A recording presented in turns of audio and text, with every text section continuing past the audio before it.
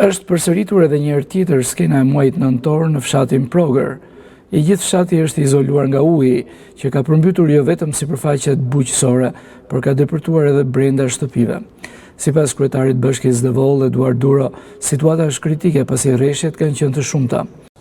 Situata ditën e sotme paraqitet pak më vështirë dhe më rëndua se ditën e djeshme, pasi prezenca e ujit në fshatin Progër është shumë e lartë. Kemi një mbushje të kapaciteteve të kanaleve kulluese të gjithë të dy fshatrave, Progër dhe Maçurisht, por edhe në fshatin Cangon kemi një prezencë uji në tokat bujqësore.